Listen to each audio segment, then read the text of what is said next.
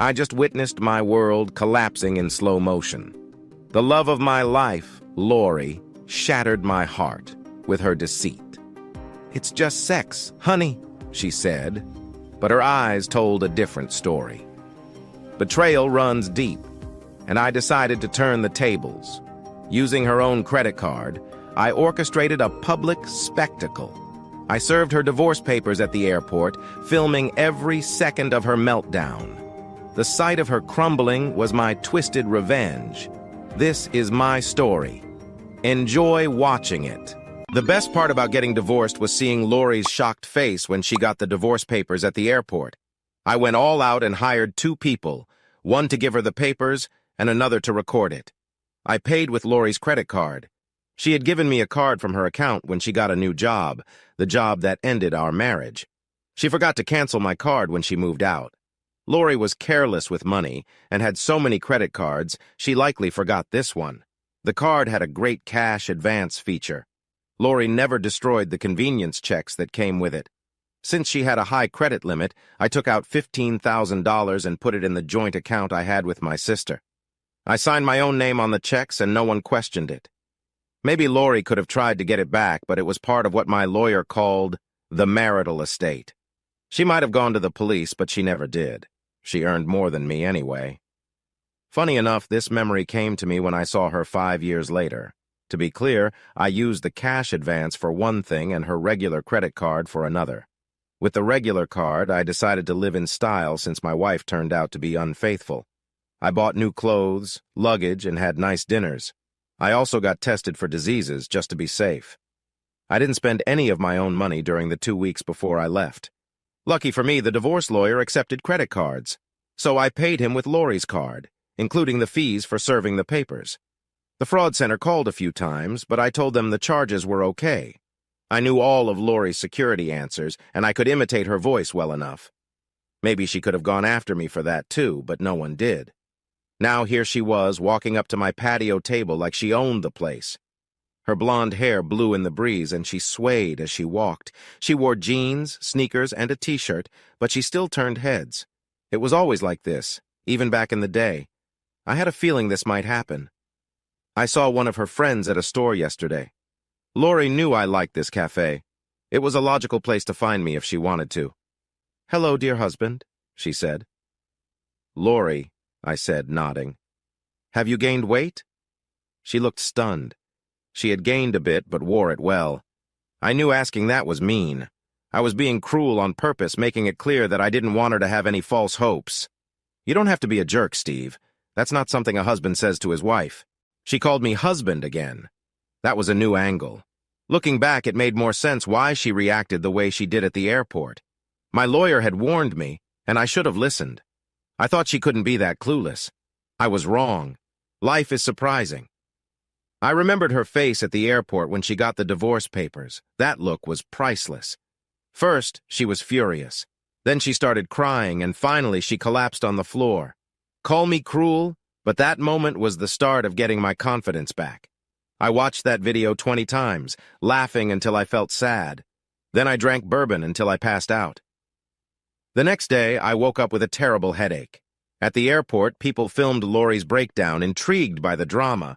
Once they recognized her, more people started recording. The videos went up on social media in minutes. I never should have paid the second guy to film it. "Look at you, having fun on your European trip, girl," I had thought. "Husband?" I asked her, staring into her bright blue eyes. People around us tried to act like they weren't listening. "Husband?" She nodded. I just stared at her. She crossed her arms. "I told you I would never let you divorce me. That's why I tore up every paper they tried to give me." She pushed her chin out. I could tell she was tapping her foot. She always did that when she was nervous. I didn't have anything to say. She was stuck in her own world. You see, the backup server's video showed everything. After Lori got up off the floor with help from some baggage handlers who kept accidentally touching her, she ripped the envelope with the divorce papers and threw them in a trash can. She did the same thing to every paper my lawyer served her: the discovery demands, the notice for her to give a statement, the notices for the statements from the witnesses, the hearing notice, and the final divorce order. As far as I knew, she never hired a lawyer. She never came to court. She never replied to anything we filed. She would just tell the process servers the same thing every time. I will never agree to a divorce. The same two guys kept delivering the papers after that. They liked the drama, even though she never had another big breakdown. She never tried to hide. It was easy to find her. She thought that if she didn't agree, the divorce wouldn't happen. My lawyer thought the same thing about what was going on in her head. When she got the first papers, I paid my lawyer more money using her credit card. I thought she was planning something big to stop us at the last minute, but she wasn't. I also thought she might at least fight the credit card charges. But no, she didn't do that either. My sister was right. I hope that girl is really special, little brother, my sister told me after a few, probably 5 beers when I told her I was getting married. Because I really do believe, she said with big emphasis, that she is dumber than a sack of hammers. That offended me back then. Sure, I knew Lori wasn't the smartest, but she had a big heart, and she had opened it to me. We were each other's first loves. We were freshmen in college. We were both young and made a mistake. After a missed period and a few weeks, a home test and a doctor's visit told us the news. I stepped up and took responsibility by proposing. Both our families were shocked. First, that I got her pregnant. Second, that she let me. Third, that we wanted to get married during our first year of college. Back then, I defended her when everyone criticized her. It made our love stronger. I was her hero. Neither of us really wanted the baby, but we wanted the miscarriage even less. About 10 to 20% of pregnancies end this way, but it's likely higher because some happen very early. Lori lost the baby after we had married in a simple ceremony over winter break of our freshman year. Lesson learned. Sometimes it's better to wait and see if problems solve themselves. Getting married early changed college life for us. We got an apartment, went to classes, and didn't date others. We still saw friends, but they weren't sure how to treat us as a married couple. So we spent a lot of time together.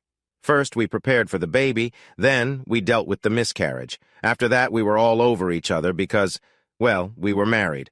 Lori was on birth control, as we didn't have to hide anything anymore. There were challenges, of course. Lori left school after our second year. She was sad about it. I tried to comfort her, thinking it was about the miscarriage. But now I think she just realized she didn't care about studying. She found her way and started working various sales jobs. She did well.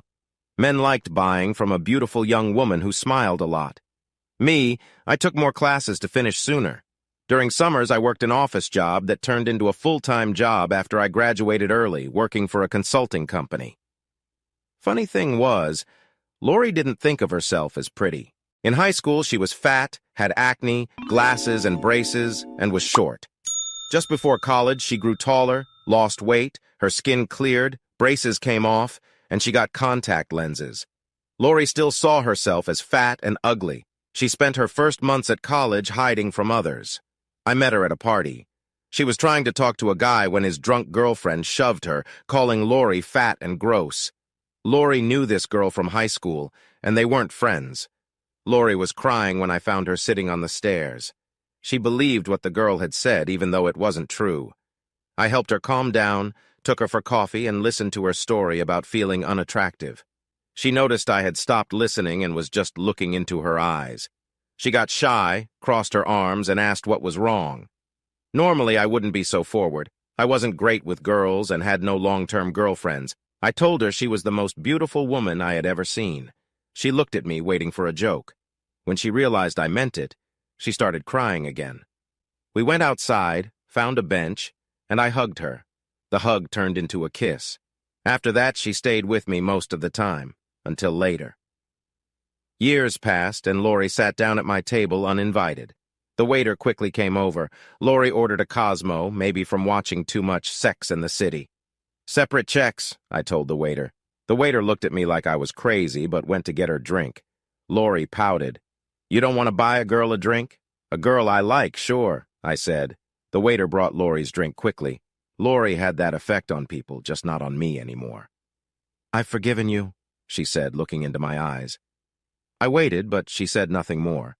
"That's good," I said. "Keeping anger inside is bad for your health. Studies show that."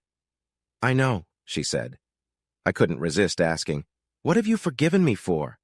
She seemed taken aback, like she expected a different conversation. For leaving me and our marriage, for what you posted on social media, for trying to divorce me, for what you did with the house.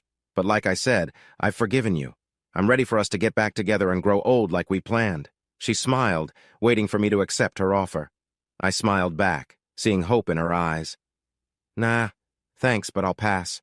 Her hope disappeared like a blown-out candle. She almost started crying. "Don't bother," I said. "Tears won't work." She stopped herself. Her eyes shifted around. I knew what that meant.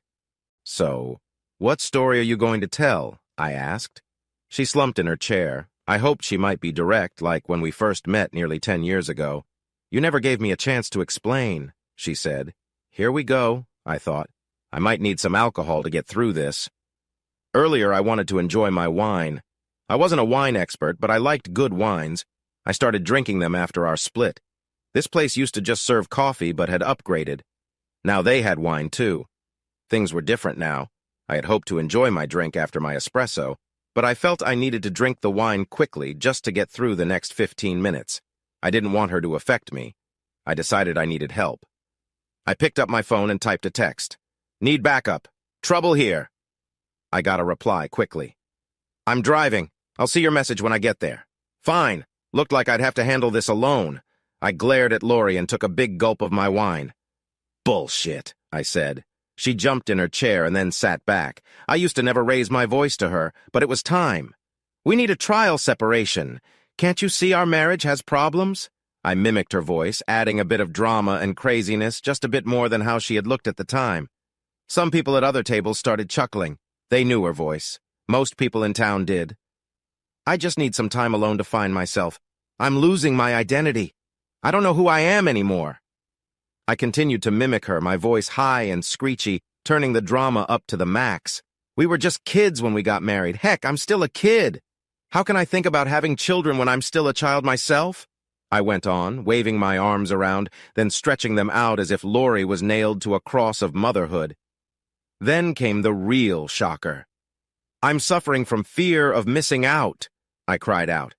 Then, the best part was when Lori said, "I want to suck the marrow out of life, dear husband," quoting from that movie you like, Dead Poets Society, though they took it from Thoreau. But what she really meant was, "I want to hook up with the sports guy who works before me and his wife," I shouted. Lori looked at me, stunned. The people at the other tables were pretending they weren't listening, but I knew they were. This whole messy story was big news when it happened, mostly because of me. They all knew it, but probably hadn't thought about it in ages. Now it was all coming back. Truth is, she never said that last part. Well, not most of it. She did talk about her fear of missing out and wanting to live life fully, which nearly made me laugh for being so serious. And I found out about the sports guy and his wife later. What stopped me from laughing then was what she said next, right after a short pause. "If you love me, you'll let me do this." I didn't think about my next words. They just came out, wild and angry. "Well, I guess I don't love you then," I said as I stormed upstairs, grabbing her clothes from the drawers and throwing them over the railing into the living room. That made her start crying. But I was already downstairs, stuffing her clothes into trash bags. She stopped picking up her clothes and just watched me. I think she imagined I would be the one leaving. I did eventually, but on my own terms, not hers. I was so mad I went for a 10-mile run to blow off steam. We had been stuck for a while. Things got stale months before her new job. I was busy with my work, and Lori had just quit one of her sales jobs because her boss got too touchy. She was moping around, unsure what to do next. A friend invited her to a beach trip in Florida. She was driving me crazy, so I told her to go. The trip wasn't fun. The weather was awful, thanks to a near-miss hurricane. One day, when it was finally sunny, Lori was on the beach in a somewhat conservative bikini. A local news team interviewed her about a waterspout off the coast. She hadn't seen it but was rocking her bikini, so they talked to her anyway. Lori did a funny fake weather report about how the weather had been bad and how everyone would probably go to bed early. It was goofy, but she did it as if she were a real weather reporter. People loved it. Soon, there was a big demand to hire the sexy weather girl. She got a job by the end of the month. Some folks online grumbled about it, but they got around that by calling her a weather reporter and having her dress modestly on air. Her looks did the rest. When she got the job, Lori was super excited. She was jumping up and down, and I was happy for her too. At first, it was great. We paid off my student loans and rented a nice house. Things picked up in the bedroom too after a slow period. But then things changed. She started spending more time at work. She gained fans and posted lots of selfies on Twitter.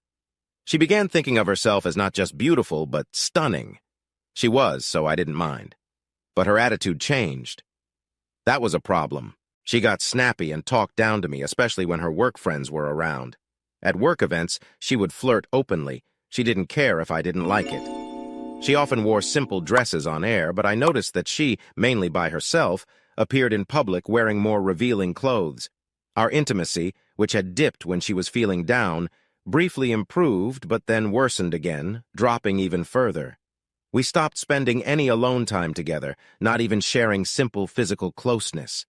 I knew where this was heading, but she shut me down when I tried to talk. She said I was just jealous of her success. When she finally said she wanted to separate, it wasn't a shock. I thought she was already seeing someone else and had been for months. Because of that, I was really mad when she told me. "I never cheated with Deshawn while we were together," she said when we met at the cafe. I was surprised. What did she mean by together? Did she mean just living in the same house or really being close as a couple? She must have learned how to twist words from her job in broadcasting. Deshawn White used to play football for the local pro team. He did well in college and had potential in the pros until the team owner let him go. It was rumored the owner had an issue with Deshawn over a woman. Some said it was the owner's wife, others said it was his daughter. It changed depending on who you asked. Deshawn was good-looking and charming after all. His wife was a stunning Asian-American swimsuit model who had to stop modeling because she was nearing 30. Deshawn loved talking and was easily convinced to leave football for a career in media. He fit naturally into the local news show with Lori, with his segment airing before hers. Technically, Lori wasn't lying.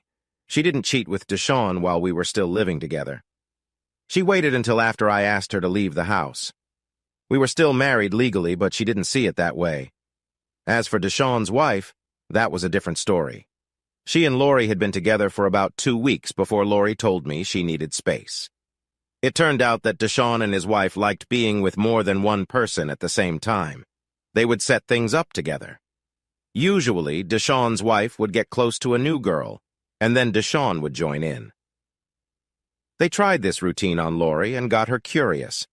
They convinced her that being with another woman didn't count as cheating, but she didn't want to do anything with Deshawn. They then worked on her feelings of doubt and insecurity. She had more issues than I ever realized, which said a lot about our relationship. She was worried about losing herself in the marriage, and also wondering what it would be like to be with other men and women.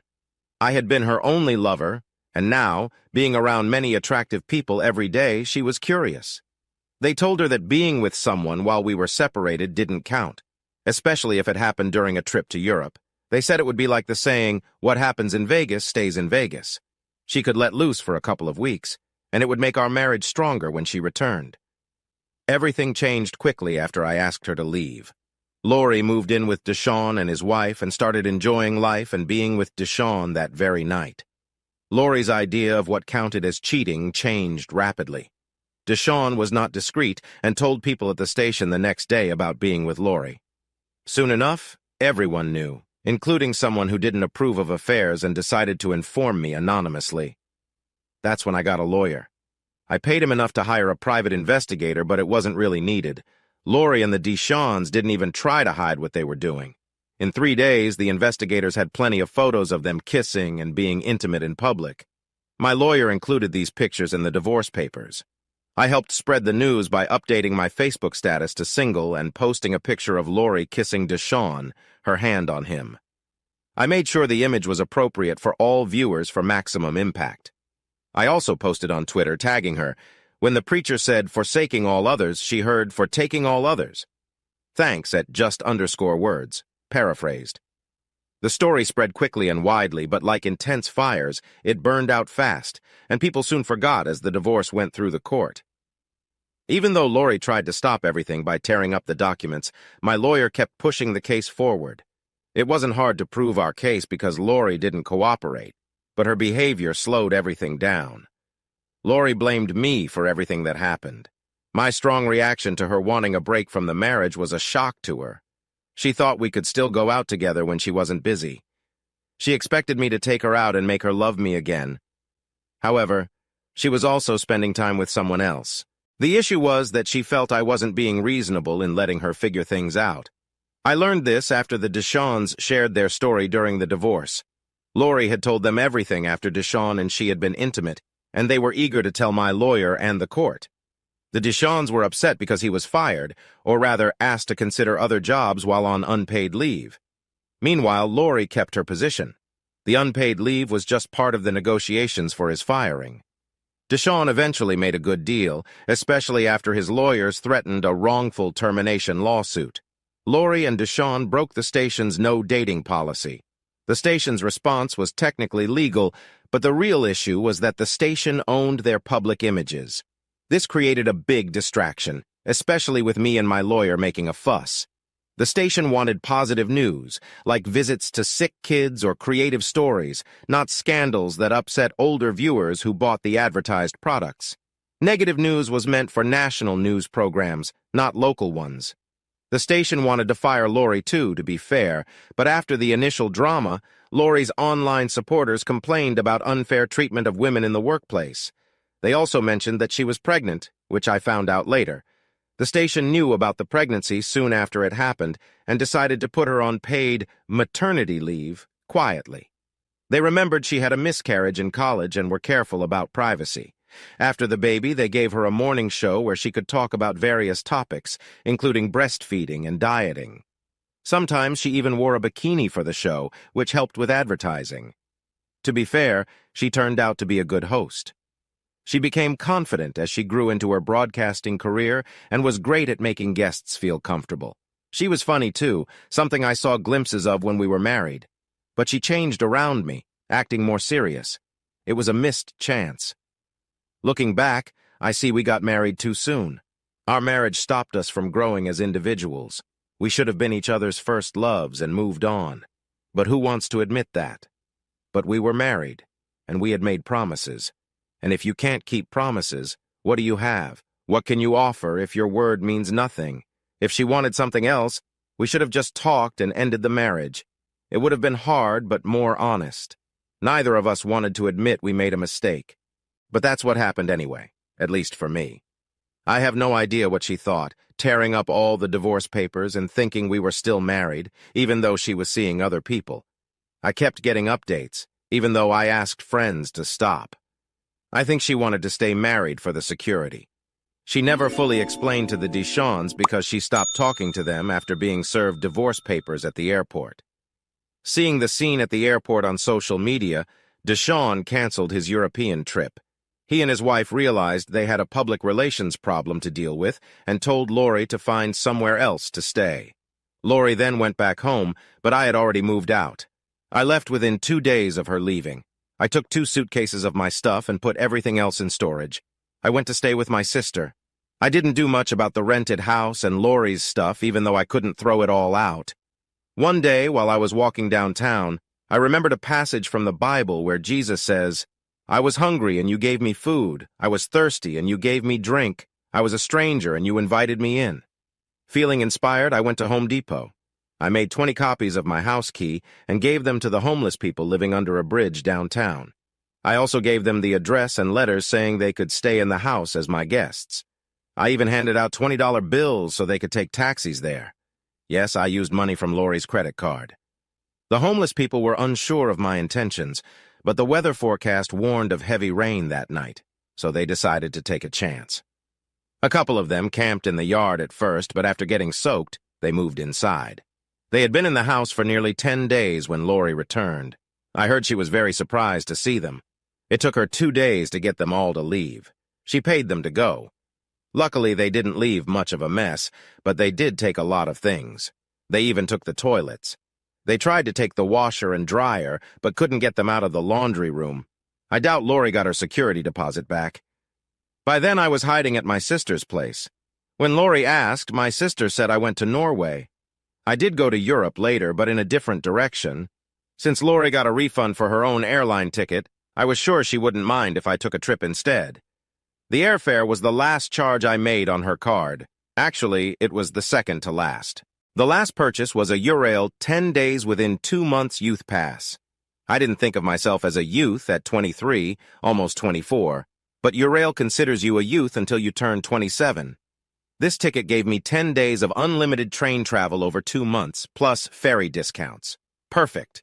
Also, I had been taking some classes at a community college. With my student ID, I got all the museum discounts kids get. Very nice. My third to last charge on Laurie's card was 5 nights at the Doubletree Hilton in Chelsea, London. I had never traveled overseas before and heard that jet lag could be tough, so I wanted to be comfortable. That was good advice. I checked in early, took a shower, napped, and spent the day riding double-decker buses and walking around Westminster, the Palace, Hyde Park, and Kensington. I had fish and chips and good beer. It was the first time I smiled without thinking about being mean to Laurie. It felt like I was starting to let her go. I was sad, though. I felt like a failure. But crying isn't my thing. Sure, I get teary-eyed at sad TV shows or movies, and I did on the plane when they turned off the lights, thinking about how I wasted 5 years with a woman I couldn't rely on when it mattered. I thought about that as I looked at Laurie in the cafe, sipping her Cosmo. She put her glass down and looked at me seriously. "You've left me no choice. I'm going to have to get the big guns." Just then, my phone buzzed with a text message. "Inbound on Afterburners, Maverick." I smiled and looked up. Out of nowhere, my friend appeared, put her arm around me, sat on my lap, and kissed me on the lips. Then she looked at Laurie, who was watching in shock. "There's Malibu Barbie," my friend said with a smile. "Hi." "Give me a vodka, quickly, waiter," my friend then told the waiter, who seemed to be waiting for some drama to unfold. "Fast, fast, go, go," she added, shooing the waiter away. Surprisingly, he listened. Then she called out over Laurie's shoulder, "Hey, knit cap guy." A scruffy man at a nearby table, who was wearing a knit cap even though it was summer, reluctantly turned around. "Yeah, you hipster. Take your tweets somewhere else." He looked like he wanted to say something, but my friend, when mad, was unstoppable. She looked like she might jump over the table and hit him with his own coffee mug, so he picked up his tablet and left. Most of the other people who had been listening in left too, leaving us alone on the patio. Laurie just watched in shock. I enjoyed the show. The waiter came back with a vodka, and my friend drank half of it. "That guy was live tweeting your story. He looked just like his profile picture. I read everything you posted as I walked over here, so I know everything you and she said up until she claimed she never cheated with Deshawn while you were still together." She put her vodka down and held me at arm's length, smiling big at me while Laurie looked like she was about to explode in the background. "Good to see you again, Esteban." We ran into each other in London, my friend and me. Actually, she kind of pushed me out of the way. One nice thing about the Chelsea Hilton was the lounge near the lobby. I was there watching a crazy rainstorm through the window. I was glad to be inside and dry. I decided to try some wine instead of beer and was drinking something the bartender suggested. I had already had a couple of glasses when I saw her. Another nice thing about the hotel, besides the bar, was that all the reception clerks were very pretty Eastern European girls. Not model gorgeous, but the kind of pretty that makes guys want to be better just to deserve them. Dangerous pretty. I was ready to try and impress Joanna, the very pretty blonde Polish girl with green eyes at the desk that evening. I wanted to ask her questions about places to see in the city, hoping she might touch my hand as she showed me on the map. I was just about to start talking when a soaking wet person pushed me aside. It took me a moment to realize the wet person was actually a young woman, soaked to the bone, and quite upset. She was also very American in how loud she was. She started explaining her problems to Joanna when Joanna held up a hand to stop her. The wet girl paused. "Excuse me, miss," Joanna said, "but this gentleman was in front of you." The wet girl looked at me. I thought she couldn't possibly get any wetter unless she was underwater. Her dark hair was limp around her tired face. A big puddle stretched from her suitcase back to the door. I slowly looked at the puddle, then at her, then at Joanna, who was starting to smile at my reaction. She must have known I was a bit tipsy.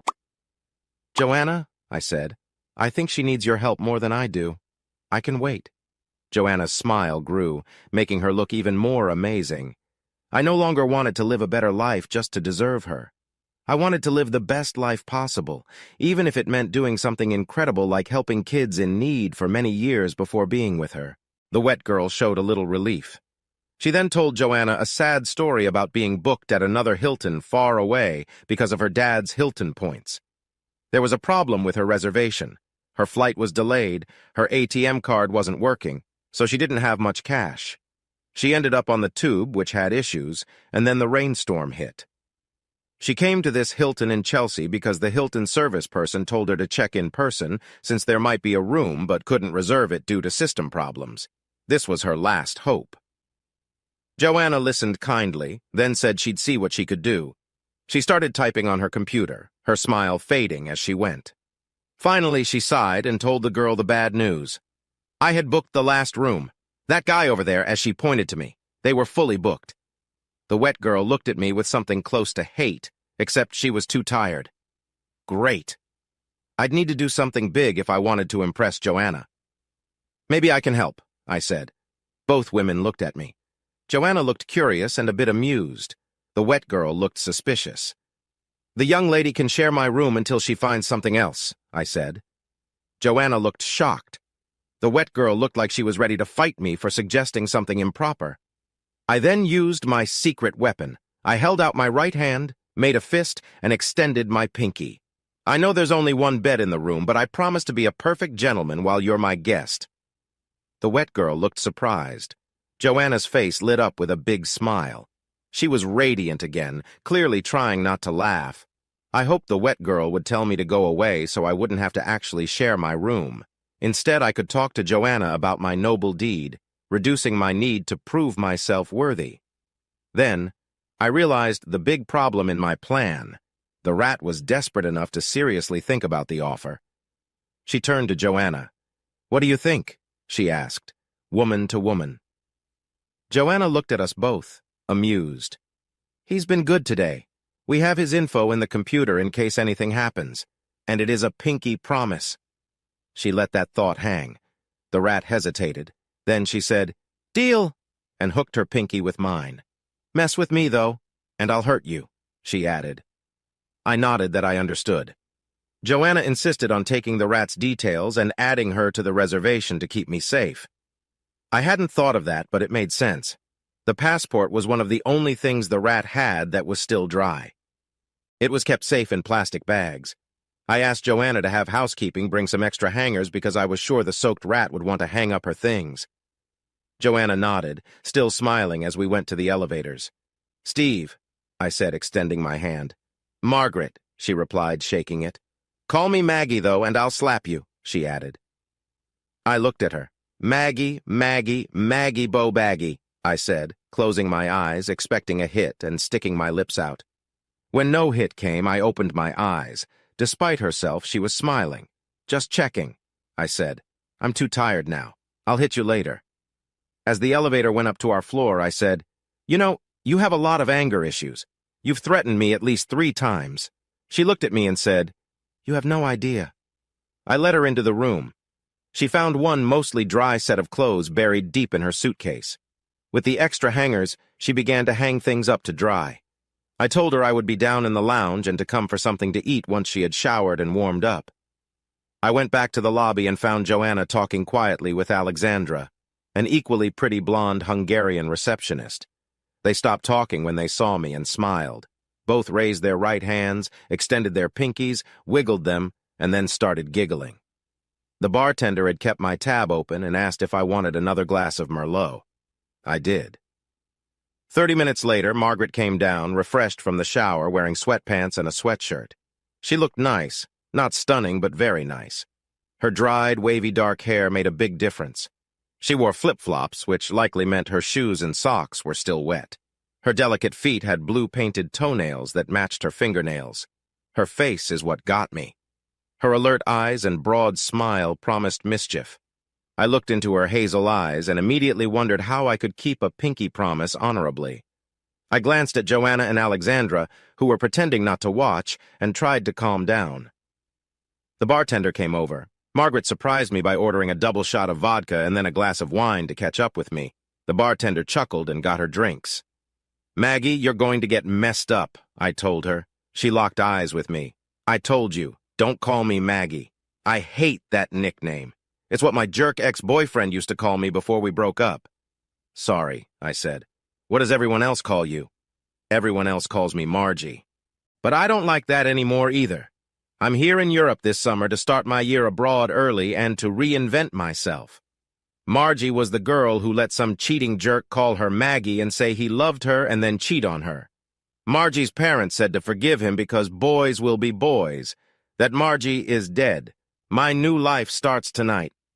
The bartender came back with her drinks. She downed the vodka before he even put the wine glass on the table. The bartender raised an eyebrow at me and walked away. "What about Peggy?" I asked. She already had the wine to her lips. "No one has ever called me Peggy," she said. "It's a form of Margaret," I said. "I know, but no one's ever used it. My middle name is Susan, so you can see why." We both laughed. "Okay," I said, "I get it. Peggy's okay, not Peggy Sue." "Let's give it a try," she said as we clinked wine glasses. "What's your story, Steve?" "Forget Steve. He's married to a cheater and has just filed for divorce to start his life over." "Misery loves company, huh?" she asked. "Guess so." "What about Stefan?" "No, too close to Steve." "Etienne?" "Never." "What's your last name?" "Miller." Peggy started to smile. "How about Esteban Molinero? It's the Spanish form of your name. You can be a Latin lover." I chuckled. "Okay, Senorita Peggy. I am the famous bullfighter, Esteban Molinero from Toledo, but not the one in Ohio. You shall be my flamenco dancing sister." We laughed, clinked glasses again, and ordered sandwiches. We ate, drank more wine, and shared stories, although I kept my story vague. After a bit, we decided to call it a night. As we walked past the front desk, Joanna and Alexandra gave me stern looks when Peggy wasn't watching. They wiggled their pinkies at me, reminding me of my promise. They seemed to think I might break it, maybe because I had let my eyes wander to Peggy's behind as she led us to the elevators. It was hard not to notice. It was quite something. I made a circle with my thumb and index finger on one hand and moved my other pinky in and out of it, wiggling my eyebrows at Joanna and Alexandra. I had drunk enough to feel brave enough to do that. To be honest, things would never work out with Joanna. Same with Alexandra. I wasn't about to make it through medical school. Alexandra, despite my silliness, laughed quietly while Joanna, standing with her hands on her hips, gave me a piercing glare. I just smiled and waved as we walked away. When we got to the room, Peggy washed her face and brushed her teeth. She looked at me, climbed into the king-sized bed in her sweats, and fell into a deep sleep quickly. I noticed she took the same side of the bed that Lori used to sleep on. I drank a couple of glasses of water to avoid a hangover, changed into sleep shorts and a t-shirt, and also got into bed. I had seen enough of Peggy's body, even in her baggy clothes, to get a bit excited, so it took me a while to fall asleep. Her snoring, thanks to the alcohol, helped me relax, and I finally drifted off. I woke up first to find Peggy cuddled up to me, half lying on my left side with her arm across my chest. Lori used to do that too. I figured Peggy must have slept this way with her boyfriend. My left arm was around her and my hand was resting on her lower back. With Lori, I would have let my hand wander lower to wake her up gently. It took all my self-control not to do the same with Peggy. A few moments later, Peggy started to wake up, looking groggy and disoriented. When she realized where she was and who she was with, she quickly pulled away, looking embarrassed. "Sorry," we both said at the same time, and then laughed. "It's okay," we both said again and laughed some more. We moved to opposite sides of the bed and dozed off a bit. The biggest surprise came when we fully woke up. We weren't as hungover as we had expected. Peggy noticed that most of her clothes had dried overnight. She took a shower first while I looked out the window. The sky was clear and blue, a big change from the previous night's rain. When she came out, I asked her to check if either of the girls from last night was at the front desk. She asked why, and I told her they'd probably want to know if I kept my pinky promise. She laughed and went out. After she left, I had my shower. Alexandra was at the desk, but Joanna wasn't there. Maybe they were working double shifts. When I walked in, I saw Alexandra and Peggy leaning close, talking softly. They got quiet as soon as they saw me. I greeted them and headed to the restaurant for breakfast. Peggy joined me soon after. I never asked about their conversation. At breakfast, Peggy said I had been a gentleman the night before, so I could join her for a tour of the city if I wanted to. I wasn't going to turn down that offer. I accepted right away. We had a wonderful day. We walked along the river to Parliament, then west to the Victoria Memorial just in time to see the changing of the guard.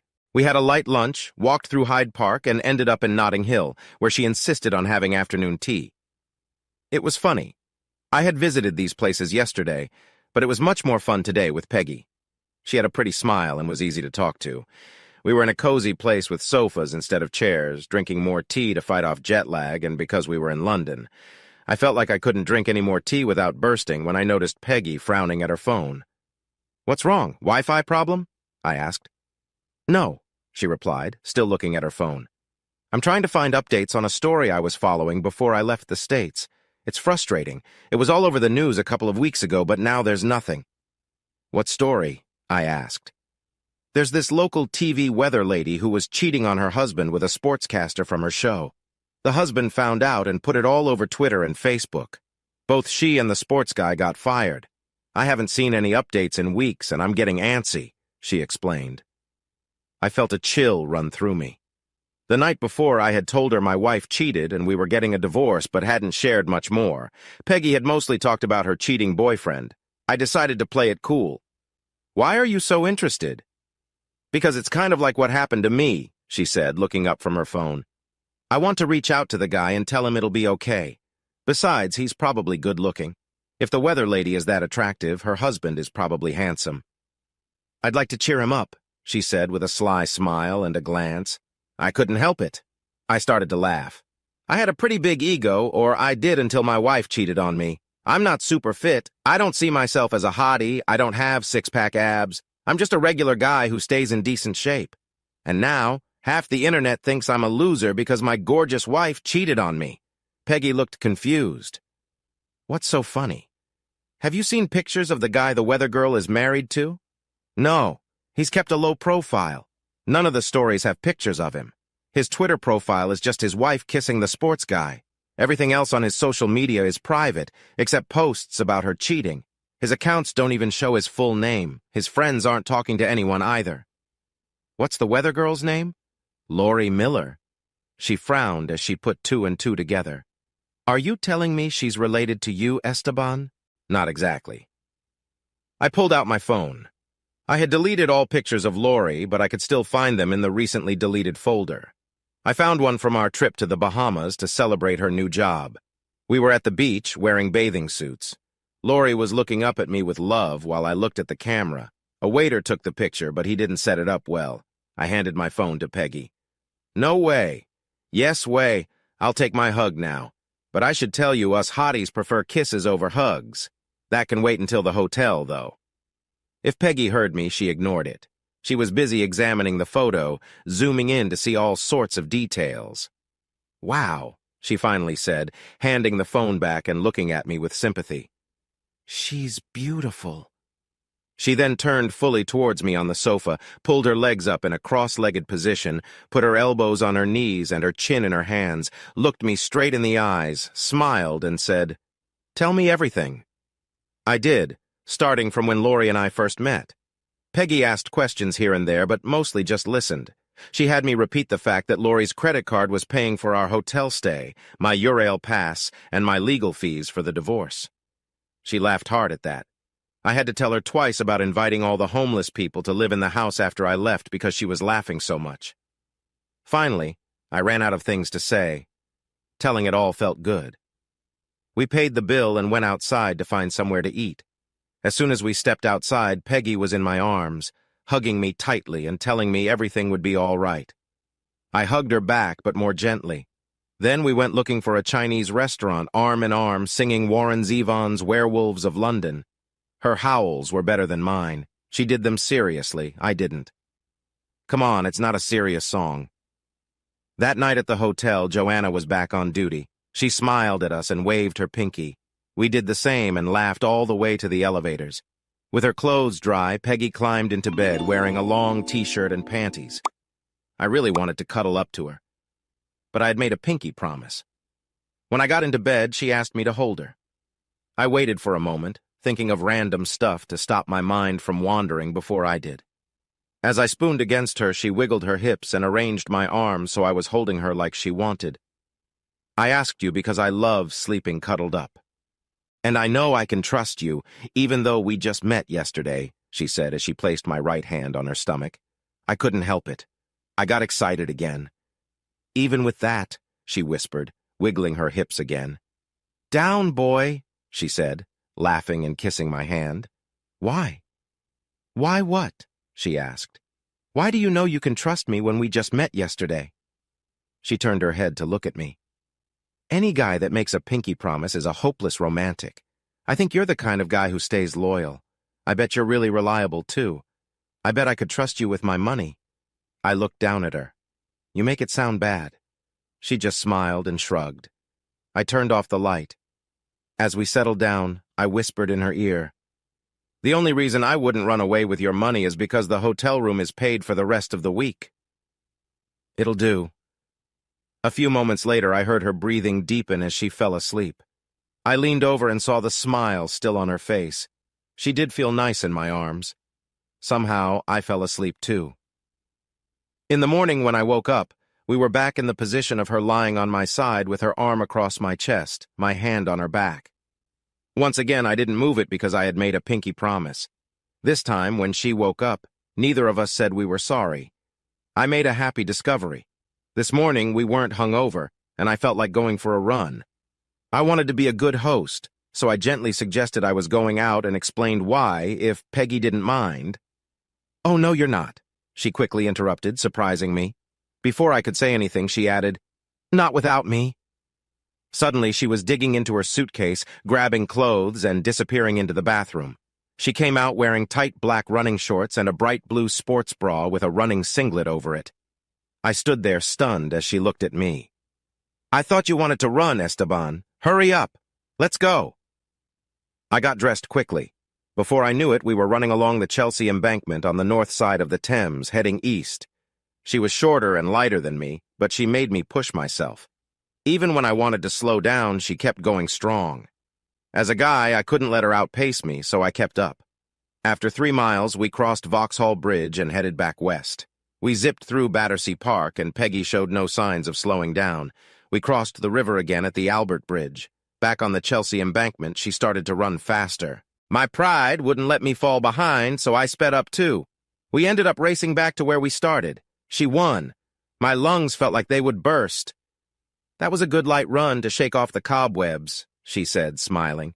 I knew she was joking with me. I let you win because I'm a gentleman. Ha! That day, we visited the Tower of London and the London Eye. Later, we went to a pub near Tower Bridge. We sat there, enjoying the chatter in the busy bar. I thought about how easy it was to be with her. She was looking at her phone, but could tell I was watching her. What? She asked. I shrugged. I was just thinking how this trip turned out much better than I expected. Peggy looked at me. Then she made up her mind about something. We need to find you a date, she said. I laughed. Yeah. When was the last time you went out with someone? No point in lying. I had told her a lot already. A couple of months ago. She shook her head. A couple? Back in May. It wasn't anything serious. I would have been happier alone. We need to fix that. I said nothing as she thought. After a moment, she smiled. I know, she said. I can be your wingman and help you meet girls. I laughed, but she looked serious even though she was smiling. A wingman is usually a guy friend who helps out. You're not a guy. Same idea. By being with you, I show other women that you're safe. I tell them a bit about you, making sure they know you're a good guy. You'll be dating in no time. What's in it for you? Just helping a friend who helped me. What do you say, Maverick? You know that Top Gun movie is really about a guy's struggle with his own identity, right? What? Shut up! All the characters have deeper meanings. Look it up online. Peggy thought for a moment. Are you saying that the movie has made you rethink things? Maybe. That's why you need to get back into the dating scene. What about you? You had the worst breakup. We'll focus on you first. After you find someone, then you can help me. I looked at her. She was serious about helping me find someone. You wouldn't need any help, I told her. All you'd have to do is smile at a guy. She blushed and nudged me, but didn't say anything else. Just then, a Spanish female university soccer team came into the pub, all wearing matching jackets with their team's name, Las Aguilas, the Eagles. Peggy brightened up immediately. We have a lot of new people here now, Maverick. If you start singing "You've Lost That Lovin' Feelin'," I'm leaving and getting a ride back to the hotel. I'll do better, she said, and then called to the girls, Hey girls, who won? The closest one, a small girl with black eyes, turned around and replied in perfect English, We won. Because there were no seats left, she and two friends joined Peggy and me. I'm Peggy. He's Esteban, she said, pointing at me. The girls all smiled. Esteban? I shrugged. It's a long story. Peggy took charge. Esteban, be useful. Go get these ladies something to drink. They all wanted beer, so the order was easy. When I came back, they were deep into a conversation in Spanish. They paused to look at me as I delivered the drinks. The talkative one, Sonia, asked me, Esteban, if you are still married, why no ring? I glared at Peggy, who just smiled innocently. I sold it after I knew my ex had a boyfriend. Sonia and Veronica laughed. The third girl, Patricia, was busy with her phone. She got excited and showed something to the others. Peggy whispered, They're checking out your story. I know Sonia is more outgoing, but Veronica is more interested. She keeps looking at you and playing with her hair. Go for it, champ, Peggy said, getting up and heading to the bathroom. She left me alone with the group of girls. Want to talk about it? Asked Veronica. I noticed Peggy was right. Veronica did have the best body and the prettiest face. Her straight black hair matched her dark eyes. Her full red lips and bright white teeth stood out. No, I said honestly. Tell me about your game and what you're doing here. The girls lit up and started talking excitedly. They told me about their university's sister school in England. Every summer they played soccer against each other. The Spanish team usually won. Most of them still lived with their parents, so this trip was a big deal for them. Sonia and Patricia had one more year before they graduated. Veronica was studying to be a doctor, so she had 3 more years. Peggy came back and sat next to me. She slowly stroked my leg and then pushed something into my pocket. I gave her a side eye. She kept talking to Sonia and Patricia. Veronica was looking between us, chest out. I noticed and then met her eyes. She smiled and leaned in, whispering, Is Peggy your girlfriend now? No, she's just a friend. She looked like she didn't believe me, so I explained more. She's actually my wingman. Wingman? Like in fighter planes. She has my back. Veronica thought hard about it, then smiled. Why isn't she after you herself? I promised her I'd be a gentleman. Veronica laughed and shared this with Sonia and Patricia. Peggy confirmed my story, and they all thought it was funny. After a good laugh, Veronica said she felt hot and needed some air. She got up and headed to the door. Sonia and Patricia looked at me, and Peggy poked me. I'll go check on her, I said, and followed Veronica outside. Outside, I found Veronica leaning over the railing by the river. Tower Bridge and the Tower of London were in the background. I felt my pocket and found 3 condoms. I hid them in my pants and joined Veronica. If I drink too much beer, I just get sleepy, she said. Want to walk to wake up? Okay. We walked along the river, enjoying the evening. We found a place selling ice cream and sat on a bench. She asked again why I wasn't interested in Peggy. She didn't believe my promise story at first. Then she told me about growing up in Madrid with a big family spread out over different countries. She was the youngest of 4 children. I finally told her about Lori. After my story, Veronica moved closer. She tried to kiss my cheek, but I turned to say something and we ended up kissing. It surprised us both. I realized she wasn't drunk and kissed her back. Just as things heated up, her phone buzzed with a message. Ah, she said, the bus is leaving. They're waiting for me. We ran back to find the team waiting. They cheered and chanted, Kiss her! Kiss her! So I did, just to be polite. Before she left, she said, I want to see you again when your life settles down. And if you're divorced, I have many options back home, so hurry up with the divorce. She talked to Peggy quickly and then got on the bus. Peggy and I watched it leave. I wondered what she had said to Peggy, but didn't ask. As we walked to get an Uber, Peggy asked, How many of the condoms do you still have? All of them. Did you at least kiss her? I stopped. You did kiss her, Peggy asked. I realized I messed up. I didn't get her number or email or even her last name, and now she's gone. Peggy smiled. Relax, Maverick. I'm here to watch your back, remember? Sonia, Patty, and I took care of everything while you were out.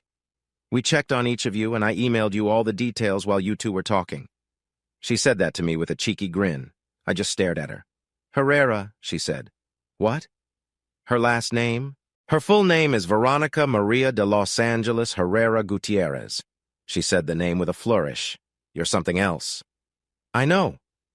I gave her a playful tap and then put my arm around her as we walked along the river. Back at the hotel, we climbed into bed. Just so you know, Maverick, that was some kiss. Just like a woman to make me feel special and then leave, I said casually, trying to hide how I felt. That comment got a mysterious look from her. What? Peggy just shook her head and looked at me in a way I couldn't understand. I broke the awkward silence by saying, She said you had a nice figure. Peggy's look didn't change. I couldn't read her face at all, so I faced the other way to turn off the light. Do you want me to hold you tonight? I asked. No, she said flatly. She rolled onto her side, away from me. Worried that I had upset her, I left it at that. After a bit, I fell into a light sleep. About 30 minutes later, I woke up to a strange sound. It was a mix of rubbing and heavy breathing. The bed was moving a little. I listened for a moment and realized Peggy was awake. I turned to face her. She stopped what she was doing when she noticed I was awake. Veronica had definitely stirred something in me, but then she left. That moment decided it for me. Our promise didn't cover one of us just watching while the other felt left out. You know, it feels much better if you're being held tightly, I told her. Without waiting for her reply, I put my left hand behind her neck and reached over with my right to touch her shoulder. I moved in to kiss her. She didn't pull away and after a moment started kissing back. I stopped the kiss. Go ahead and relax, I told her softly. She looked concerned in the dim light. The promise still stands. I'm not going to take advantage of you, but you need to feel free to relax completely. She said nothing but quickly got comfortable and lay back down. Her breathing got faster. She waited until I had my arms around her again before she felt at ease. I kissed her again, and she responded eagerly. You're safe with me, I assured her. Her breathing grew more steady as she let herself find comfort in the moment. She tried hard to relax, and it showed in her eyes as they slowly closed in concentration. I kissed her forehead, and she held on to me tightly. You can always trust me, Peggy, I whispered. She just nodded, her eyes still closed. I laid back, knowing that she needed this space to feel secure. I watched over her as she drifted off to sleep, understanding that our bond was about more than just promises. It was about trust. Her breathing slowed as she slept, and I quietly lay beside her, feeling peaceful in the shared silence. In the morning, she looked at me with a gentle smile. Thank you, she whispered. Anytime, I replied, grateful for the deepening trust between us. Instead, I just hugged her. After a few minutes, she turned to me and kissed me. She realized something, but kissed me even more.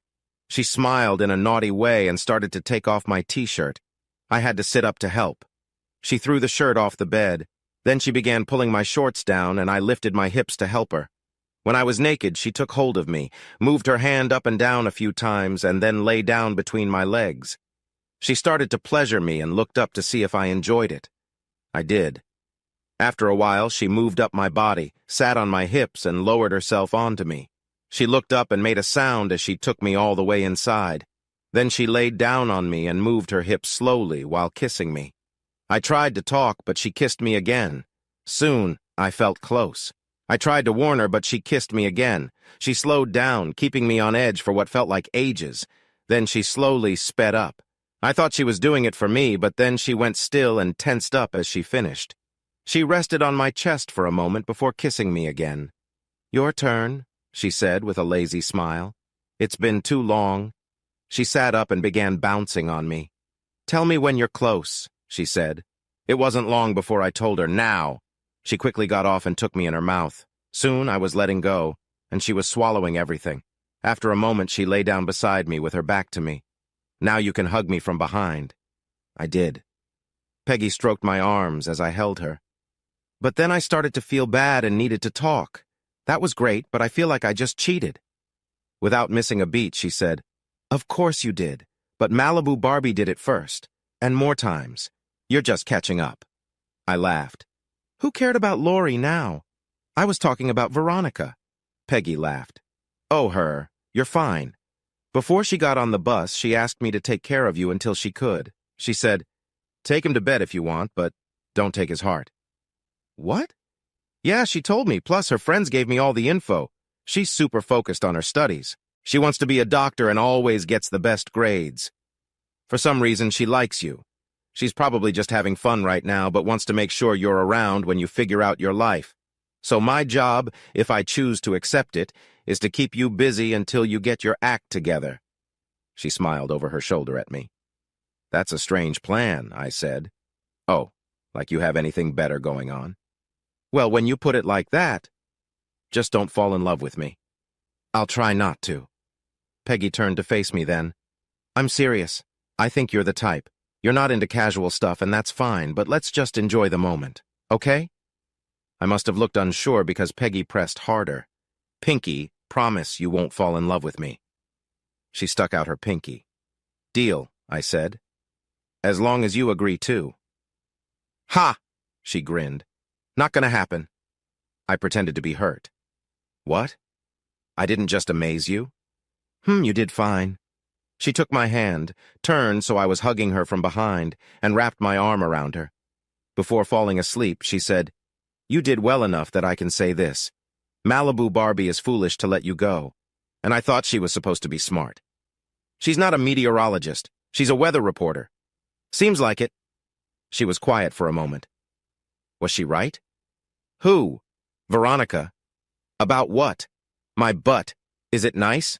"Heck yeah, I didn't need her to tell me that. I noticed on the first night. If it weren't for the pinky deal, I would have gone all out as soon as we came upstairs." "Good to know." She paused again. "What about my chest?" I reached around, cupped them, and gave a light squeeze. They fit perfectly. "They're great." I kissed her neck, and she wiggled her butt against me, moving my hands lower around her stomach. Then she said, "And for the record, if Malibu Barbie made you not like girls, you'd be really bad at it." We woke up still hugging. I would have liked to stay like that, but Peggy said it was time to go for a run before breakfast since we had a busy day ahead. We planned to visit Windsor that morning. For our run, we went through Chelsea, Belgravia, past Buckingham Palace, and into Hyde Park.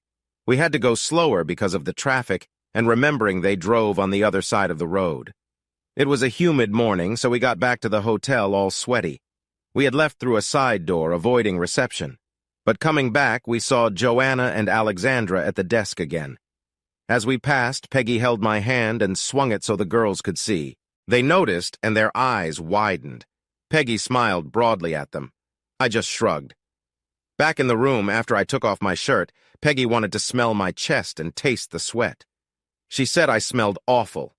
I was about to respond when she suddenly took off all her clothes except for her shoes and socks. She got on her hands and knees on the bed and told me she wanted to start the day with a quick morning session. Luckily, I could help. We then showered and went down for breakfast, passing Joanna and Alexandra, who both laughed at us. As we ate, I remembered how Lori always wanted to shower right after we were together. That was the last time I thought of her that day.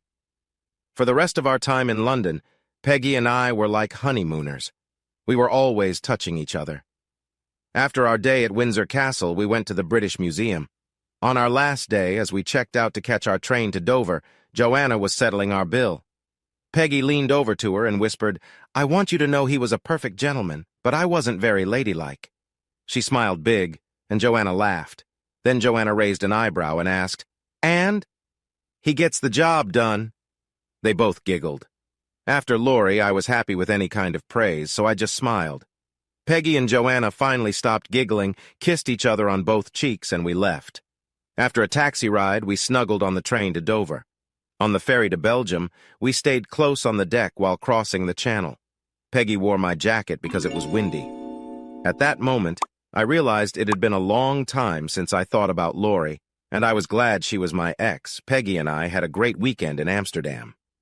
While we sat in a cafe before our train to Berlin, I called my divorce lawyer. It had been over a month since Lori said she wanted to separate, and more than 3 weeks since she got the divorce papers.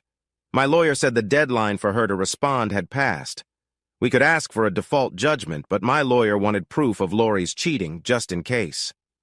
Since Lori was paying for everything, I agreed. Peggy watched me as I was on the phone. She didn't respond? Nope. Did she even call your lawyer? Nope. Did she try to call or email you? I got a new phone and number and blocked her email, so I don't know. Did she try to reach you through friends or family? They all have strict orders to tell her that I'm on an oil rig off the coast of Norway. She gave up after calling some of them a few weeks ago. Peggy shook her head. For someone who said she wouldn't leave you, she isn't trying very hard. I handed my phone to her. Maybe you can call her and tell her to fight for me.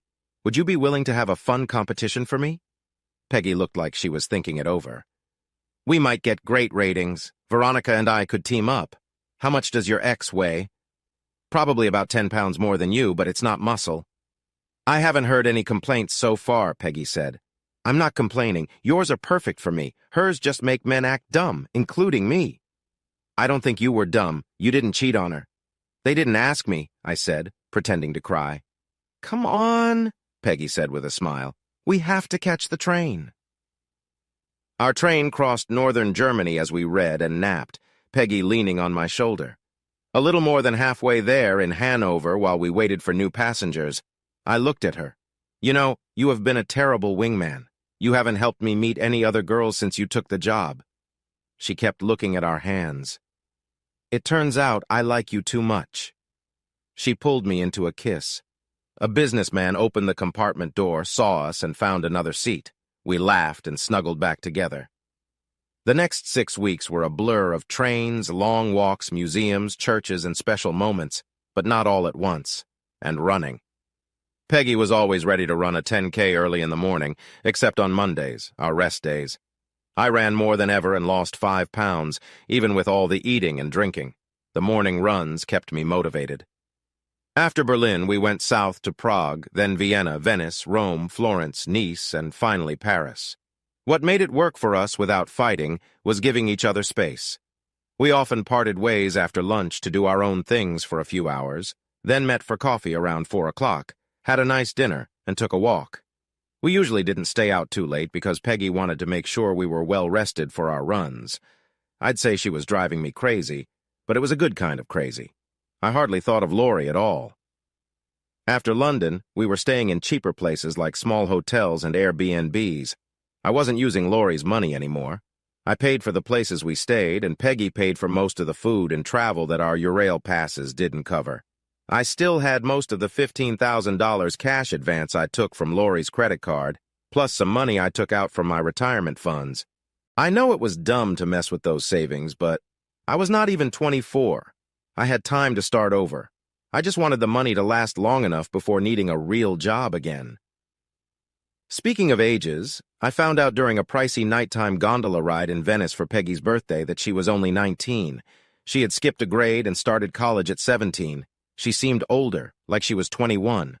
On our last full day in Paris, we spent the morning at the Rodin Museum and then went to the Musée d'Orsay to see more sculptures. Later, we sat in a cafe having a second espresso because one tiny cup never feels like enough. It was a hot August day, even though it was just noon. We felt lazy about lunch and were thinking about having gelato first, then lunch, then more gelato. We were leaning towards that plan. The next day, we would take a train to Barcelona, arriving late in the afternoon. We wanted to stay there for a few days and then find a quieter town near the beach. From there, we'd head up to Madrid for Peggy to start her junior year abroad at the Complutense University in a few weeks. We wanted to explore Madrid and settle her in the apartment she had arranged with another student. I had no clue what I would do after that. Things between us were heading toward an ending, and I wasn't looking forward to it. I wondered if I should contact Veronica once Peggy got settled. We had shared some nice moments, but I didn't know how serious she was. We had emailed a bit and had a few phone calls, but it wasn't the same as seeing each other. Peggy and I were often comfortable just being quiet together, but she broke the silence. You promised, remember? Hmm? You pinky promised me not to fall in love with me. I did the same. Remember that? She wasn't looking at me, but staring at the towers of Notre Dame over some rooftops. I waited a moment before saying, "That's the hardest promise I ever made." Me too. We both got teary-eyed, but our sunglasses hid it. Just then, the waiter came over and I asked for the bill. "We'll be sad, of course," she said, "but we'll get over it and maybe we'll stay friends." I wondered if I could see her again without feeling sad. You know you can't stay with me because one of the main points of this study abroad program is to push yourself out of your comfort zone, right? And you make me too comfortable. I was about to argue, but she stopped me. I know you'd be supportive, but it's different. This is something I need to do mostly by myself, or it's not worth it. And I hate to sound like Lori, but I'm only 19. I'm not ready to settle down. She finally looked at me sadly. I took her hand. "You seem pretty smart for a teenager," I said. "Did you skip a grade or something?" She laughed and cried at the same time and hugged me tightly. The waiter returned with the bill but left quickly when he saw us. I hugged her back and let out a couple of tears too. After a bit we relaxed, and I held her at arm's length. "Does this mean we have to stop being close?" I asked. She smiled. "Not for a couple of weeks, no." We looked into each other's eyes for a moment. "And we'll help each other find dates when we start seeing other people, right?" she said.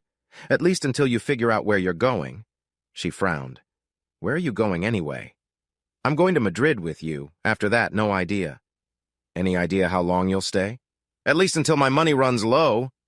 Then we need to find you a rich, bored girlfriend until Veronica or someone else comes along. But here's the deal. Use protection with anyone else unless we're sure about them. Then we tell each other. And if we decide to be close to ease tension, that's okay. Agreed?" She held out her pinky finger. I hooked mine with hers. Pinky promise. A playful smile crossed Peggy's face. "If you're still married to Lori, maybe you can get another card. She's got money. I saw she's got a show starting in the spring." "Thanks for the info. I haven't been checking up on her. My lawyer says things are moving along, but no to the card. I'd have to fly home, find her, break in, search her stuff, and take more cards. Too much work, and it's too hot to move from this chair. She'd probably cancel them anyway. The heiress thing looks easier while Veronica's studying, assuming Veronica's still interested." Peggy stopped smiling and looked worried. "Unless I'm completely wrong, she's starting to show a baby bump." That was news to me. Peggy looked embarrassed, but I couldn't help myself. "Veronica's showing a baby bump? All I did was kiss her." "No, dummy," Peggy said, hitting my thigh. "I'm talking about Malibu Barbie. One of the gossip sites had a bikini picture of her at the beach. They brought up an old story and made a snide comment like, 'On a hot day like today, a former local weather girl looks like she might be expecting.'" She shook her head. I was doing the math in my head and stopped Peggy's next question. "I bet €5 it's not mine. Since March, I've used protection and been careful every time. I told her birth control pills weren't reliable and worried how she'd look on TV if she got pregnant. But really, I was worried she wasn't being faithful. It's not impossible, but it's unlikely. It's either Deshawn or one of her other boyfriends who's the father." I was surprised she wasn't using this to slow the divorce, but she seemed to be ignoring everything instead. My mom finally called after the baby bump pictures appeared online. My sister had told her and my dad to back off because I didn't want any "I told you so's." Before I left the States, my sister had already given me one. My mom sounded relieved when I said it was unlikely mine.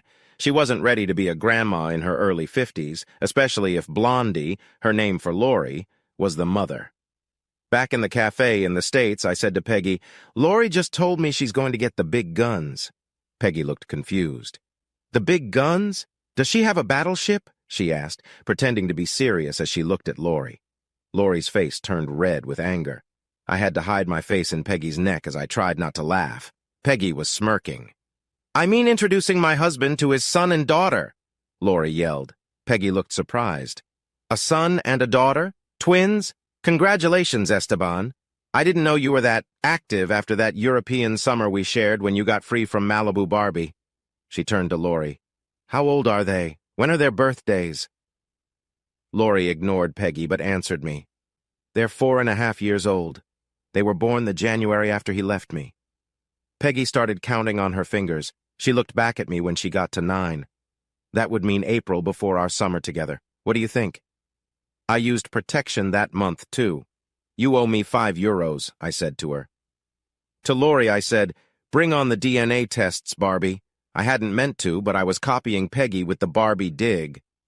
But when the tests show neither is mine, what's your story then?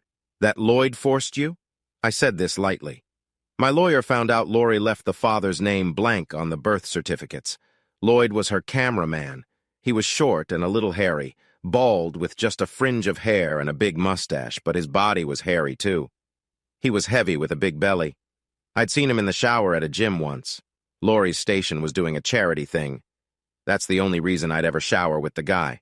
I said his name because I knew from the divorce that she hadn't started seeing Deshawn when any kid would have been conceived, and Lloyd seemed the least likely. Lori surprised me. She slumped in her chair, then suddenly sat up, leaned forward like she was going to be sick. Pale and sweating, she finally sat up and hugged herself. He didn't force me, she said quietly. We just got drunk one night when I was mad at you and things went too far. You were right about those birth control pills. They weren't reliable, and I got lazy about taking them. How did you find out? Did he tell you? I was trying to keep it quiet. The last thing I want is to see him for visits. I didn't even think he knew. He must have guessed. Peggy just stared at her. She handed me her half-drunk vodka and I finished it. Wow, Peggy said. Lori looked at me, begging with her eyes. I found out, I told her, because I was sure any kid you had couldn't be mine. We hardly touched each other in the last months we were together. Everything else I said was a bad joke. And then you confessed. That's how I found out. Lori fell back in her chair. She looked like she was about to say something, but we got interrupted. Stay away from him! A pregnant woman with dark hair shouted at Peggy. Peggy looked over my head and shouted back, It's just a fling! It means nothing! You won't lose anything! He'll love you more when we're done! Peggy's face showed a mocking smile. Lori was confused, watching both of them. I kept quiet. The angry woman was Veronica. She looked furious, like she was ready to fight. Get up, she demanded.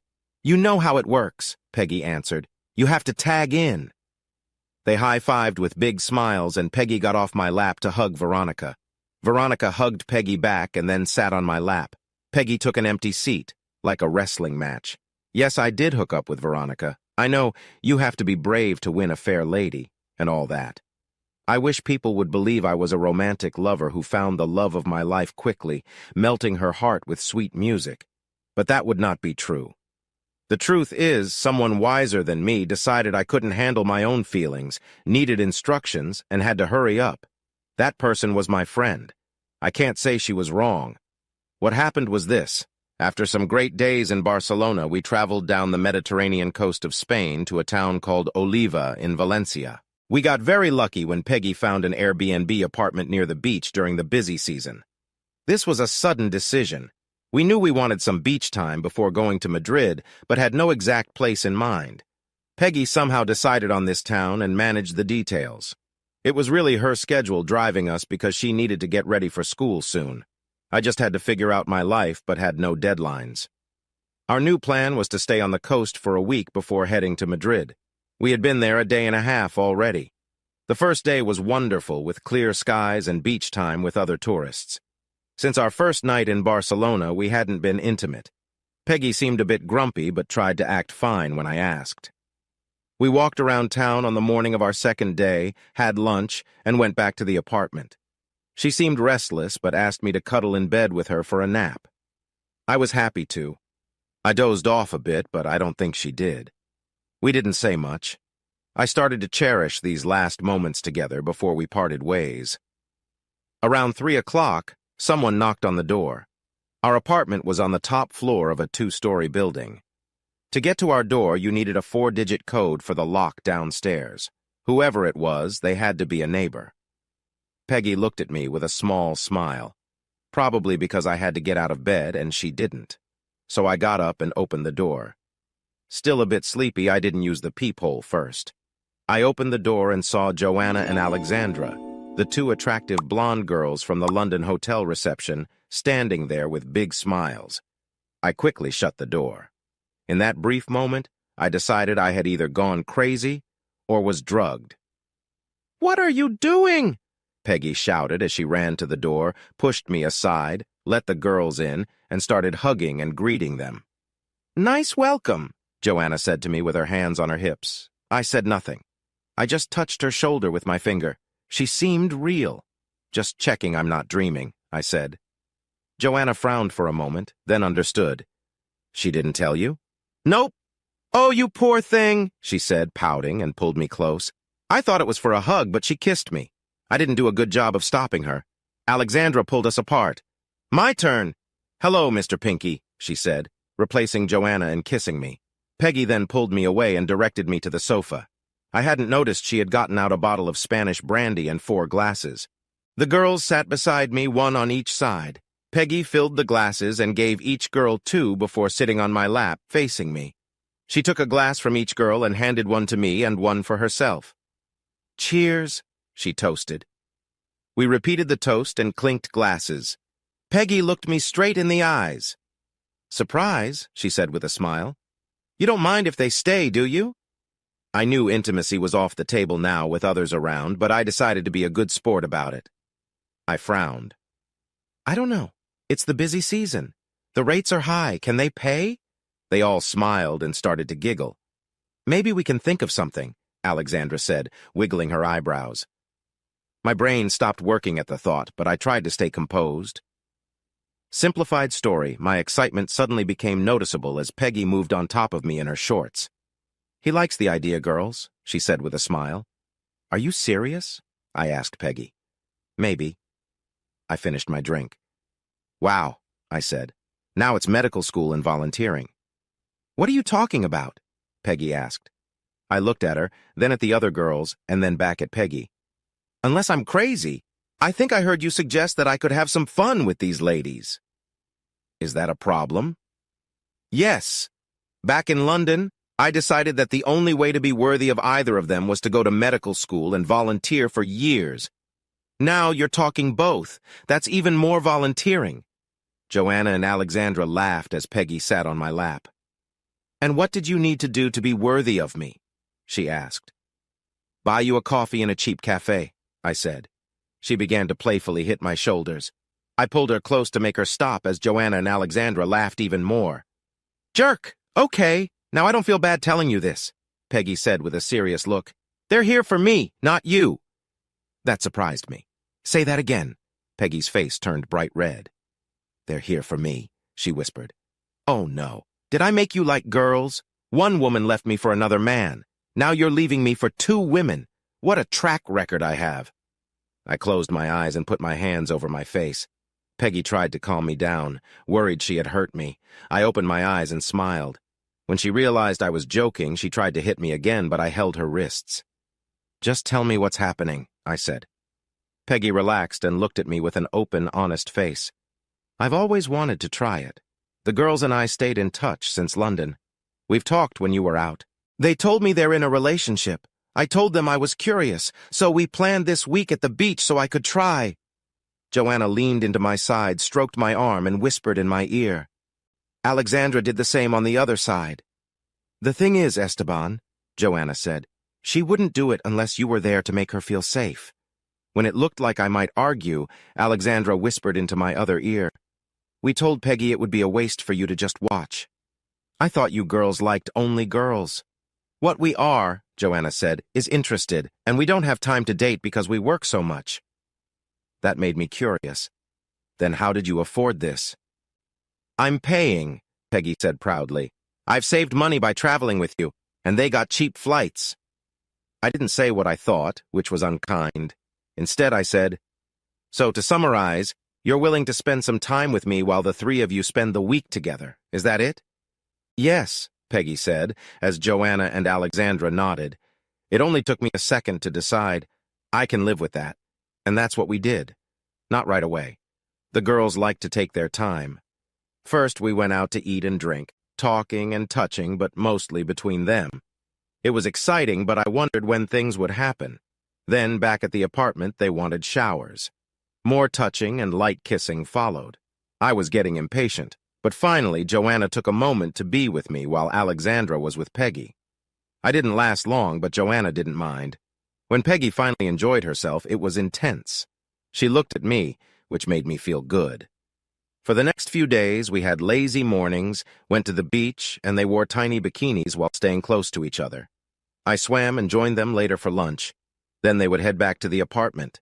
Peggy was so focused on exploring that we didn't run together like we used to. They didn't forget about me, though.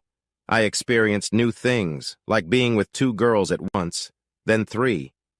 I had my first group experience and tried many things. Joanna and Alexandra both liked being with Peggy and each other. I had my moments with each of them, often while watching the others. But I often felt like an extra or like the odd guest who needed attention so he wouldn't feel left out. Peggy clearly didn't need me to keep an eye on her anymore. One day, I realized something. I was bored at the party. Don't get me wrong. The physical stuff was fun, even great, but Peggy was right. I needed feelings to fully enjoy it. Peggy was really into the whole scene, and I liked seeing her happy. Joanna and Alexandra were good company too, but that was it. On the plus side, I wasn't worried about going to medical school and then having to go to Somalia to help kids. On the downside, I wanted to leave a few days early and maybe find Veronica, even though I was still married. She was on my mind more and more. With all that in my head, I sat at a small coffee shop by the beach one afternoon. The girls were out somewhere.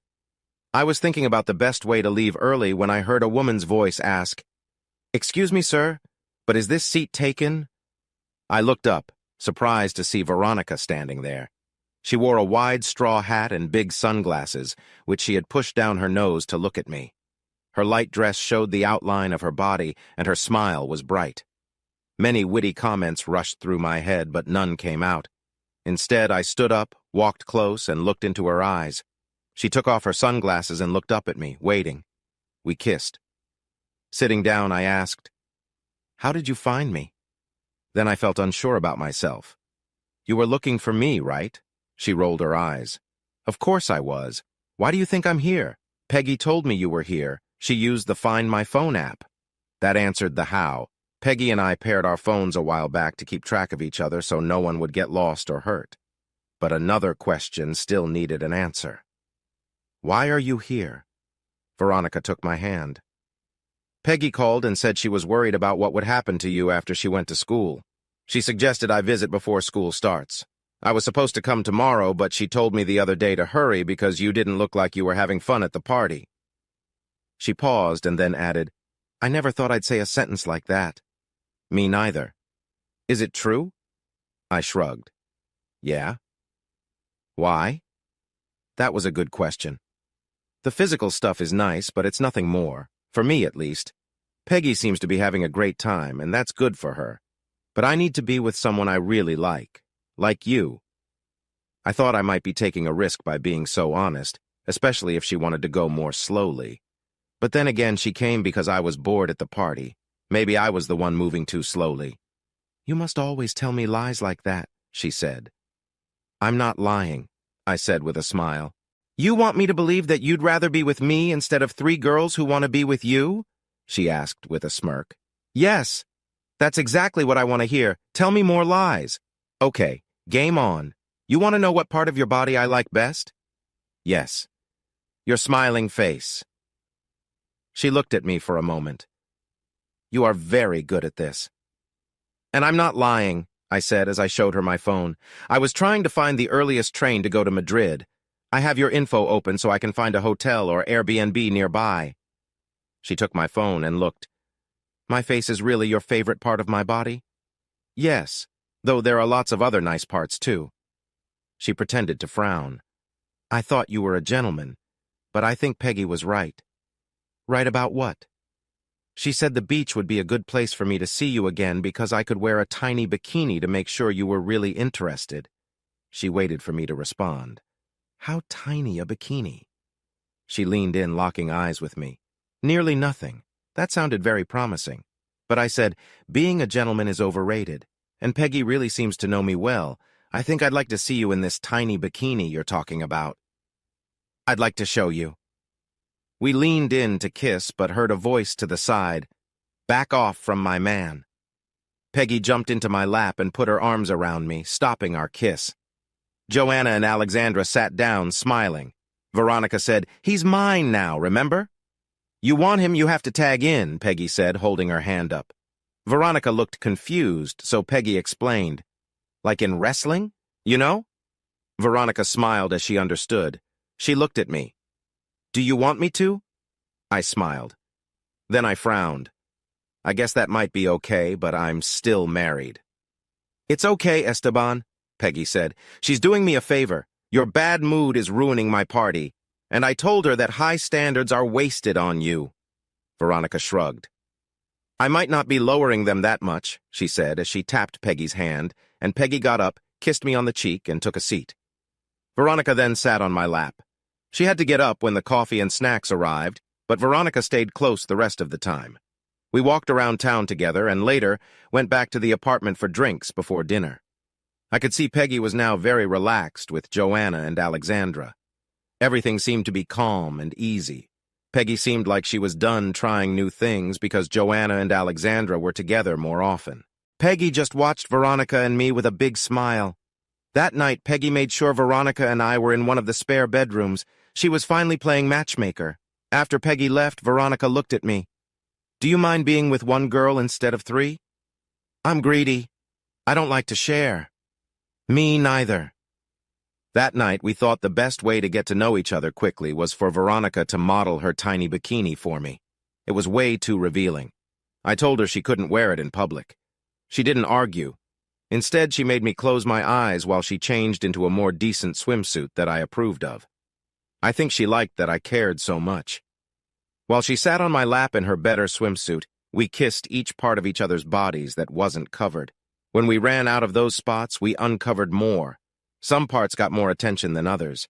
After a while, Veronica ran her fingers through my chest hair. "When do you think you'll be divorced?" "My hearing is in late November, according to my lawyer. I don't even have to go. I should be free after that unless she pulls something crazy." "Good. As soon as you get that paper, you can meet my parents." I stayed quiet, and she propped up on her elbow to look at me. "You're planning to stay, right?"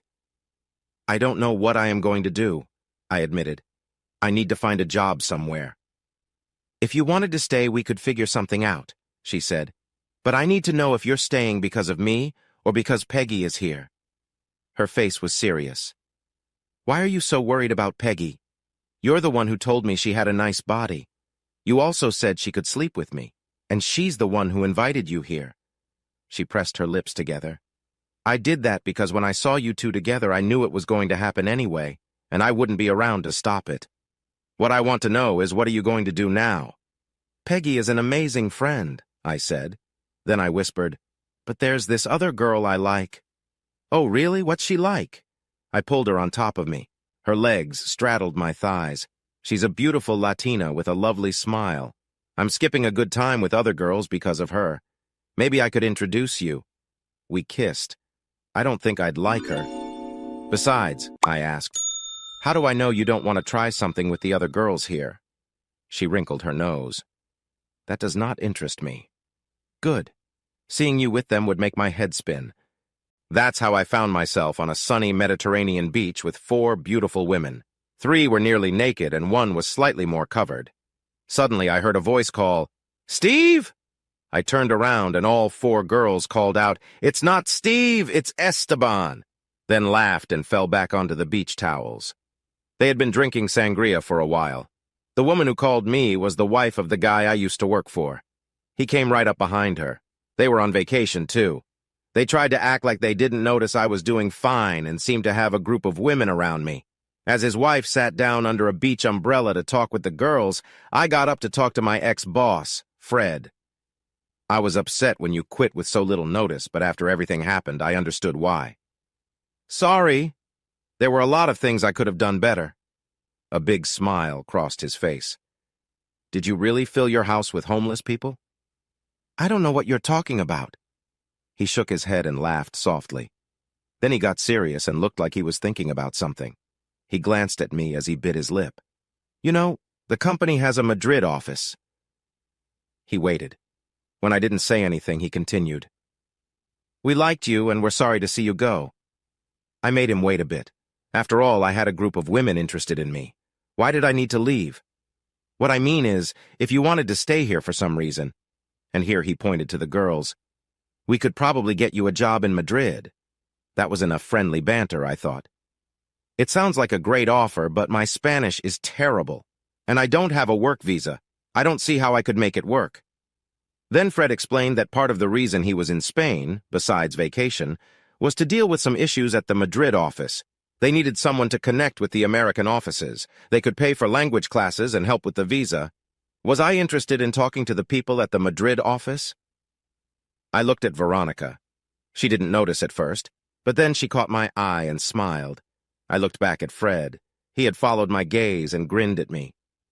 There are worse reasons to do something, Fred said. I laughed. There sure were.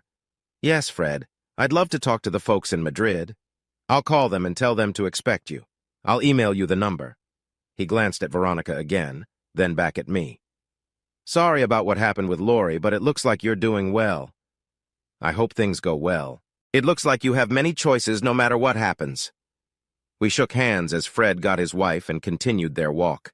I sat down under the umbrella. I might stay in Spain a bit longer. I have a new job offer at my old company. What a strange twist, Peggy said. I shrugged. I called it dumb luck. Veronica gave me a big hug. Then Peggy asked Veronica if she could hug me too. When Veronica said yes, Peggy hugged me. Joanna asked, "What do you do for work?" My old job was to create useful plans for companies to handle big changes. She frowned. I don't get that. What would you do now? The same thing, but in Spanish. I turned to Veronica. You'll help me learn Spanish, right, Ronnie? It was my first time using that nickname for her. She liked it and nodded. Good. I want to learn the bad words first. Right away, Ronnie said some Spanish words. They didn't seem polite, so she did as I asked. But she said them too fast for me to remember. Peggy just laughed. Fast forward a few weeks to September. Peggy settled into an apartment with a nice Ukrainian girl. She started classes and was having fun. We still met up for dinner or drinks with Ronnie. Peggy and Ronnie became very close. Olga, the Ukrainian, often joined us and was lots of fun too. The divorce was final in December, just before Christmas. I met Ronnie's family and they were great people. After getting their approval, Ronnie and I got more serious. During the semester, Peggy and I sometimes met alone if Ronnie was busy studying. But Peggy and I never slept together again. We did fall asleep together a few times. We were always fully clothed, and it happened when we got drunk and passed out in the nearest bed. I always told Ronnie about these times, and she would just laugh. She had decided that Peggy was not a threat. I didn't need to help Peggy find dates. She met guys easily, just as I thought she would. My job was to approve them. She never saw a guy more than once or twice unless I said it was okay. She had many short-term boyfriends. She was having too much fun for me to feel bad for her. By June of the next year, Peggy was back in the States, and Ronnie moved into my apartment. 3 years later, and after Ronnie got her medical degree, we got married in Miami at City Hall. The paperwork in Madrid was too complicated. Peggy flew down and insisted on being a witness. My family came too. During our time together, it was clear they liked Peggy, but loved Ronnie. "You're doing half good, little brother," my sister said after too much champagne. "Good for baseball, but not for marriages. Don't mess this one up. She's a keeper." 2 years later, Peggy was getting married, so Ronnie and I flew in from Madrid. The groom, who was the old friend of Peggy's ex-boyfriend, lived in my hometown. As Peggy's wingman, my job was to stop anyone who might object during the wedding.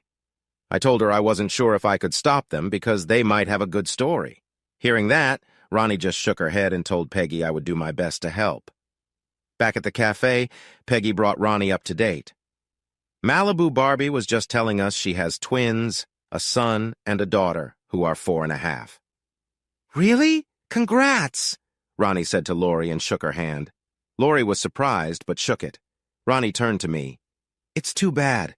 They are too young to babysit," Ronnie said as she rubbed her belly and shrugged. She turned back to Lori. "I'm Veronica, Steve's wife," she said, introducing herself. Ronnie never called me Esteban after Oliva. To her, I was Steve, or Steven when she was mad, which was rare. When I tried to argue, she just told me not to be silly. To Ronnie, Peggy became Margarita after Oliva, and Peggy loved it. Only I was allowed to call her Peggy in private. Ronnie continued with Lori. I've heard a lot about you. She smiled kindly. Peggy, not so much. She looked like she was going to say something mean to Lori, but read our moods and let it go. Lori looked defeated. Peggy checked her watch and left. I'm late. See you two tomorrow at the rehearsal dinner, she said, waving as she left the cafe without looking at Lori. After a moment, Lori looked at me. Congrats. I didn't know you got married, Steve, she said, and finished her drink. None of your friends or family talked to me, and you left social media. I wondered if you were still in Norway, but I guess you never went. She fiddled with the napkin on the table. I always knew we were getting divorced. I may be blonde, but I'm not dumb, she said, looking at me again. I had talked to a lawyer. He told me there was no way to stop it. He said since you weren't asking for more than the money you already took, it wasn't worth fighting, not even over what you did to the house. I ripped up those papers because I knew I messed up and didn't know how to fix it. I hoped you'd see I didn't want a divorce and talk to me. I was angry, scared, and confused. I got even more scared when I found out I was pregnant. That's when I realized I needed you. But I knew you weren't coming back. I thought I could use the kids to get you to talk to me until you learned they weren't yours. Maybe that would give me a chance to see you again. I missed you. The guys I've dated since only cared about my looks, my money, or the fact that I'm on TV. They didn't care about me as a person like you did. She had tears in her eyes as she stood up.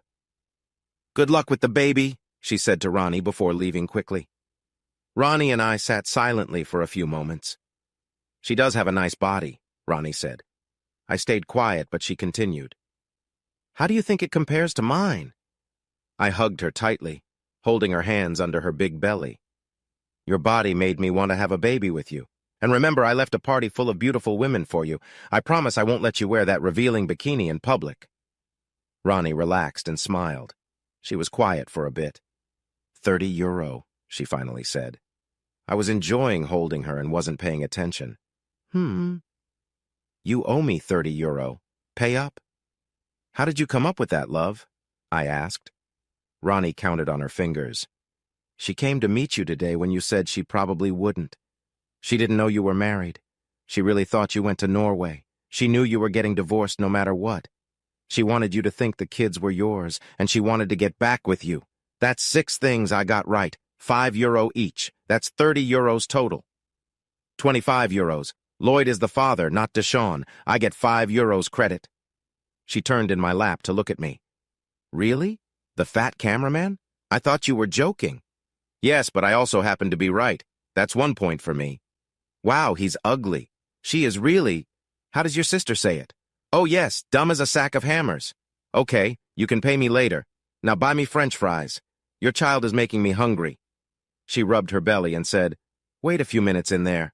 I did as my love asked and signaled the waiter to order French fries. That was when I realized Lori hadn't paid for her $20 drink, even though she still made much more money than I did. Looking back, I knew I didn't regret inviting the homeless people to live with us all those years ago.